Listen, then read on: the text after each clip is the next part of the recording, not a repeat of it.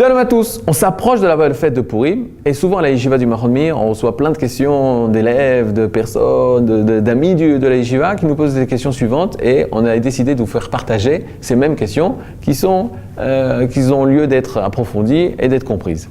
Nous sommes à la fête de Purim. C'est vrai que tout le mois de Purim, tout le mois d'Adar, c'est un mois heureux. Il faut augmenter la joie. C'est une mitzvah. C'est-à-dire, Marbim Besimcha, c'est pas juste au niveau, augmenter la joie, c'est pas juste au niveau des textes, parce que c'est marqué. Et là, on doit tout faire pour créer cette joie. Maintenant, jusqu'à quel degré nous pouvons arriver à cette joie? Cette joie doit avoir lieu à condition qu'elle reste toujours dans les 4 amot, les 4 coudées de la halacha. C'est-à-dire, je vous donne un exemple très simple. Une personne va vouloir chanter, boire, danser. Tant qu'il respecte la loi, alors il a le droit de boire, de chanter, de danser, d'augmenter la joie. Quand Chas v'Shalom, à cause de cette joie, il arrive à transgresser les lois de pudeur, les lois de prier, par exemple souvent des personnes, parce qu'ils ont bu, etc., ils ne vont pas arriver à faire des brachot, des bénédictions avant de boire quelque chose, ou ils vont oublier de faire Birkat Hamazon. Ça, étant donné que ça entraîne des problèmes au niveau de la halakha, alors on sait que cette personne est allée au-delà de ce qui était demandé. C'est-à-dire qu'il faut tout le temps rester dans le cadre de la halakha. On a le droit. Le cadre de la halakha, il nous donne le domaine dans lequel on peut réaliser pleinement notre joie.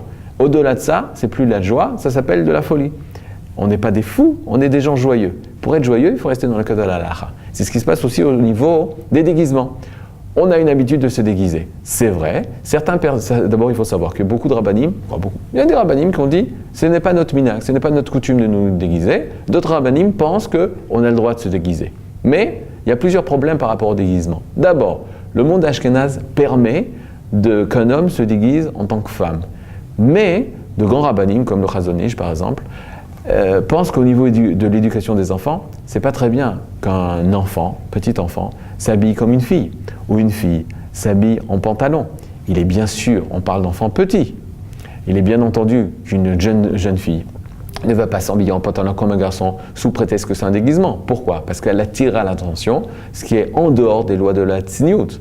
Donc il faut faire attention que le déguisement ne va pas à l'encontre des lois des tzniut, ce qui est tout à fait la même règle pour les hommes. Les hommes, c'est pas au nom du déguisement et de la joie qu'il a le droit de s'habiller d'une manière qui n'est pas tsanoua, qui n'est pas pudique. Un autre problème, c'est lorsqu'une personne, le jour de Purim, il est déguisé, il va arriver à faire la tfila de Mincha. Il va devoir faire la tfila de Mincha, il va devoir faire la tfila de Arvit. Les Khatrila, a priori, il faut qu'il enlève ses habits, il faut qu'il enlève son déguisement. Pourquoi? Parce que la tfila, on doit s'habiller comme on se serait habillé devant une personne importante, un roi, un ministre, un maire, etc.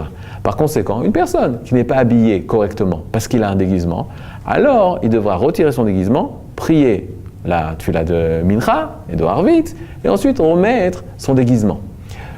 Mais si une personne n'a pas fait ça, alors il y a certains avis qui permettent, dans un cas que c'est difficile de retirer et qu'il n'a pas retiré, il ne va pas s'arrêter en pleine tfila pour pouvoir retirer ses déguisements. Mais il faut savoir que d'arriver dans la tfila en déguisé, c'est pas si simple que ça au niveau de la halakha. Au niveau de ce qui concerne la boisson à Purim. La boisson à Purim, comme on l'a dit, dans le guéder de la halakha. Chayav inish levasumé. Levasumé, ça veut dire être parfumé, être un petit peu au-delà de la conscience qu'on a d'habitude. C'est-à-dire de sortir un petit peu, de se sentir un petit peu joyeux. De là arriver à être ivrogne, de là arriver à Chas v'Shalom, au-delà d'être une personne sous, ça, ce n'est plus du tout dans la mitzvah de boire à Purim. Le principe de boire, c'est pour justement dire que même lorsqu'on est moins réfléchi, même notre corps, il reste kadosh. Mais il faut qu'il reste kadosh, il faut qu'il reste sain. Si parce qu'on a moins d'intellect, on a moins de da'at, on a moins de pensée, notre corps est laissé à l'abandon, alors ça va à l'encontre totale de la fête et de l'essence de Purim.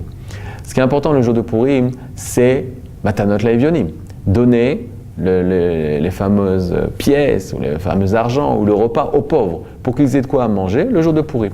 Maintenant, la règle, elle est très simple. Une personne qui vient te demander à l'argent, le jour de Purim, tu n'as pas le droit, c'est pas que tu n'as pas le droit, mais tu ne vas pas commencer à vérifier si c'est un vrai pauvre ou un faux pauvre. Parce que malheureusement, il y a des personnes qui n'ont pas besoin, ils demandent de l'argent.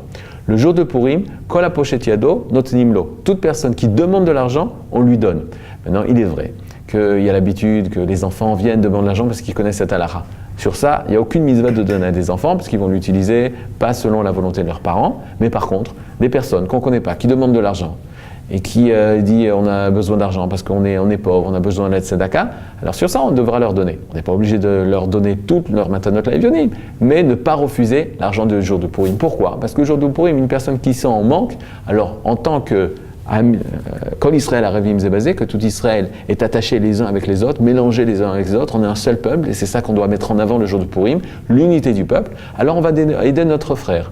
Il en est de même pour les Mishloach Manot. Lorsqu'on le fait, les Mishloach Manot, qu'on envoie les 2 mets à un ami, il faut savoir choisir à qui envoyer. Si c'est des amis très proches, alors peut-être parce qu'on se sent redevable, et eux nous ont apporté, on va devoir leur répondre, c'est clair. Mais peut-être réfléchir à qui apporter la Mishloach Manot, peut-être à des personnes d'Avka, précisément, qui ne sont pas très proches de nous. Des voisins, on n'a pas l'habitude beaucoup de parler. Pourquoi? Parce qu'ils n'ont pas les mêmes pensées, les mêmes habitudes, la même culture. D'Avka, Purim, c'est le moment de l'Er Kenos et Kol Yodim, de rassembler tous les Juifs. Il y a des Juifs qui ont des idées politiques différentes, des idées religieuses différentes, des cultures différentes. C'est d'Avka que le Mishloach Manot, ça sera l'occasion justement de rencontrer de nouveau ces personnes-là et de se souder au sein du peuple d'Israël qui nous a valu le sauvetage, la libération de la Shoah de Haman. Maintenant, pour savoir que Purim s'est bien passé, il faut savoir juste après Purim. Mon Rav, le Rav Zuckerman, lorsqu'on participait dans la Séouda de Purim, alors qu'il y avait beaucoup de simcha, beaucoup de joie, il y avait beaucoup de boissons, de vin, etc., etc., au moment où il s'arrêtait, il disait « Arvit », on faisait Arvit et on revoyait le Rav dans sa concentration, dans sa koved roche, dans son sérieux par rapport à la tfila. De savoir si Purim s'est bien passé, c'est savoir l'après-Purim. Est-ce que l'après-Purim, là où tu étais, tu vas commencer à débarrasser, à nettoyer l'endroit où tu étais, à aider à ranger, à aider à nettoyer, à faire arvit dans toute ta concentration? Alors là, on saura que le Purim a réussi. Chez Niske, les Purim, Sameach, l'école à Israël. Kol Touf.